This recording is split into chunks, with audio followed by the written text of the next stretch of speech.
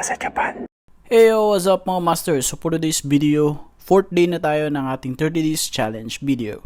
So yun na mga master, since day off natin ngayon, late na ako nagising. Kapag kasi ganito mga master is nagpupuyat ako, nanonood ako ng movie since hindi naman ako makapanood ng movie kapag may pasok kinabukasan. Kaya ito mga master, no, late na tayo nagising. Nagprepare nga pala ako ng miso soup, tapos nagprito din ako ng itlog, tapos meron pa akong tirana at ay balunan, kaya yun yung breakfast ko kanina. At nagkataon mga master, no, balak ko pa sana na mag-jogging ngayon or balak ko mag-walking lang, pero ayun, napakamaulan ngayong araw.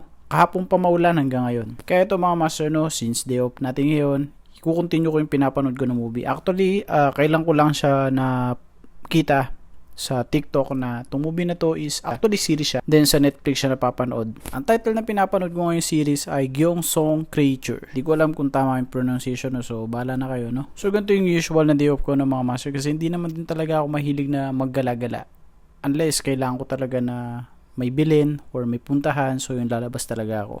Pero magsimula kahapon ulan na ng ulan, and hanggang ngayon nag-check ako ng weather, so whole day pa rin ang ulan ngayon, kaya hindi ako masyadong lalabas. Nakapag-washing na pala ako kagabi, tapos ngayon tingin ko magluluto na lang ako ng ulam, tapos check ko na lang yung mga gamit na kakailanganin ko para sa trabaho bukas. Mas nare-relax kasi ako mga master, no, kapag dito sa bahay. Pero may mga time din na lumalabas ako since kailangan ng fresh air, tapos yung pamparelax din kasi. Ang kagandahan kasi dito sa Japan mga master is kapag lalabas ka, hindi masyadong matao kahit city siya, and at the same time, maganda yung lugar, marirelax ka talaga, lalo na kapag mag-walking ka sa park. At nagkataon dito sa area namin, lagi kong binablog yun, no, ang Ohori Koen o yung Ohori Park. Napakaganda nun, napakalawak, tapos meron siyang tubigan sa may harap, para siyang, di ko alam kung man-made ba yun or talagang sadya. Pero napakaganda talaga ng park ngayon. Marami nagja-jogging doon, pero ngayon maulan. Balak ko sana talaga na lumabas, mag-walking doon ng morning, pero since maulan, hindi talaga pwede, no? At ngayon mga master, share ko yung challenge natin na magpapapicture ako everyday sa mga nakakatrabaho ko sa company bago tayo mag-resign or bago tayo umalis dito sa company mismo. So yun, share ko tong tao na to mga master is Vietnamese siya, and at the same time, nauna siya sa amin. Ang visa niya ay engineering visa, hindi pare sa amin na specified skilled working visa. Mabait to, and ito yung isa sa ka-team or ka-department ng senior ko na si Senpai Joser. And mabait din tong tao na to. Kapag nakakasalamuha ako, lagi din siyang nabati sa akin, or kapag naman ako nagkikita, nabati ako sa kanya.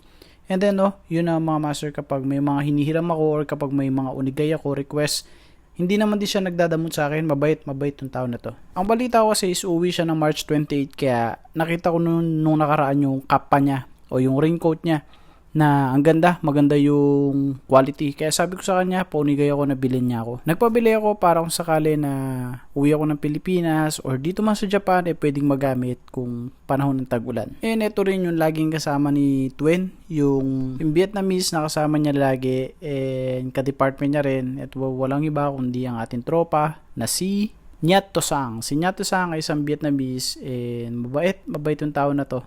Lagi ko siyang niloloko, tawag ko sa kanya sensei, kasi si Twen ay magre-resign na, so isa siya sa mga makakasama ng senpai namin. Lagi ko siyang binibiro, ang tawag ko sa kanya sensei. So yun lang mga master.